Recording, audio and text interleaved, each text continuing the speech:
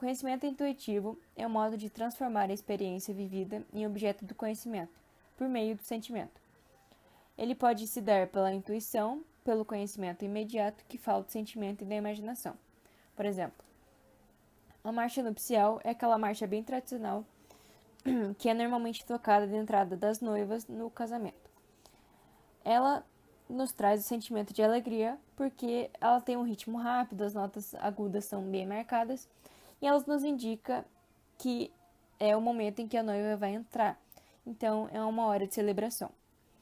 E um outro exemplo é quando a gente aprecia uma obra de arte, nós utilizamos os nossos 5 sentidos: a visão, a audição, o tato, o paladar, até mesmo o olfato. E a partir disso, nós conseguimos compreender a visão do artista sobre aquela obra. A imaginação na arte representa imagens, sobretudo quando o que se representa está ausente. Ela vai servir de mediadora entre o vivido e o pensado, entre a presença acolhida dada pelo corpo e a ordenação dada pelo espírito. A imaginação assume 2 formas: a imaginação reprodutiva, que seria uma lembrança de objetos que nós já conhecemos, uma ideia já inicial. E a imaginação criativa, ela é a construção mental, ela não tem por base algo já existente. Nos faz pensar ao tornar o mundo presente em imagens, assim o mundo imaginário é pré-real, ou seja, ele antecede o mundo real e ele apresenta as possibilidades através dos sentidos, passando, portanto, pelo ponto de vista emocional. A criatividade. Criar, a gente precisa saber que criar é diferente de descobrir. Criar é produzir algo novo dentro de um contexto já nos dado. E descobrir pressupõe a existência de algo descoberto ou revelado. Imaginar é ver algo além do imediato, criando novas possibilidades. Este é o pensamento divergente. E já o convergente envolve a memória e leva a uma única possibilidade. No caso do artista, ele nos oferece uma compreensão ao problema, a uma determinada situação. E a criatividade artística nos apresenta um modo de olhar, um modo de sentir, de compreender. E oferece uma visão da realidade, sendo então totalmente relevante.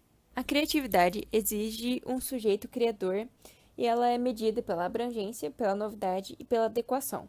A abrangência é quando revoluciona o nosso universo. Novidade é literalmente uma inovação.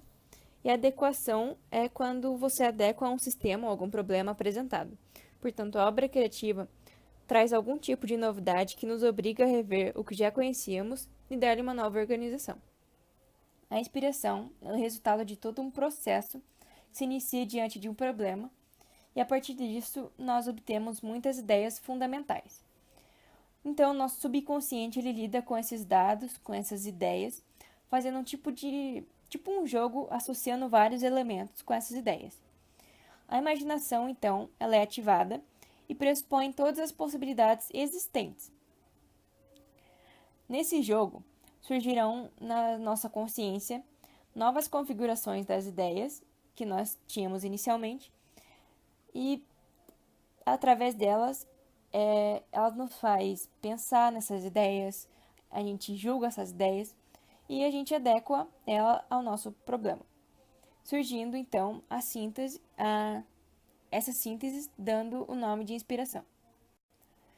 E o sentimento é toda a nossa personalidade que está em foco, e o sentimento despertado é de um modo com toda a sua profundidade e associamos a um novo horizonte interior. O sentimento esclarece o que motiva a emoção. De acordo com os interesses em que a arte seria aplicada, podemos diferenciar as funções da arte em 3 delas. A primeira é a função pragmática, ou função utilitária. Ela tem por base não ser uma arte com fim artístico. Parece meio contraditório, mas é isso. Ela é uma arte para outros interesses. Dá para explicar melhor isso através do exemplo que aconteceu na Idade Média e na Contra-Reforma. Na Idade Média, a Igreja utilizava da arte para fazer as representações das histórias bíblicas, já que a sociedade não era alfabetizada. Então eles buscaram outro meio que não fosse pela leitura, a exibição das histórias para que o povo tivesse inserido nessa religião. E na Contra-Reforma, a Igreja também voltou a utilizar da arte para criar em seus fiéis um sentimento de glória quanto à igreja, já que com o surgimento da igreja protestante, a igreja católica estava perdendo bastantes fiéis, então elas acabaram utilizando desse método para tentar, de algum modo, através da emoção, fazer com que os seus fiéis tenham uma maior fixação nas doutrinas da igreja católica. Temos a função naturalista, onde a arte ela retrata um conteúdo, e esse conteúdo é o ponto principal, a ponto de até acontecer um detrimento da forma ou da aparência da arte. Então, o que é importante nela é o conteúdo que está sendo retratado, e não a beleza. Então, pode-se dizer, em outras palavras, que ela tem uma função referencial, de nos enviar para fora do mundo artístico para o mundo de objetos retratados. Temos como critério de avaliação da função naturalista a correção da representação que permite a identificação do assunto. Então, seria realmente essa valorização do conteúdo, a inteireza, ou seja, o assunto deve ser representado por inteiro, então não se deve perder detalhes do que está sendo representado, e o vigor, que confere poder de persuasão se a situação representada for imaginária. Temos a corrente de função formalista, em que prega como a forma ou a beleza como o principal, porque nessa forma ou beleza estaria atribuído o significado que se quer passar. Esses significados seriam compreendidos através da interpretação dos princípios de organização que são compostos pelos elementos.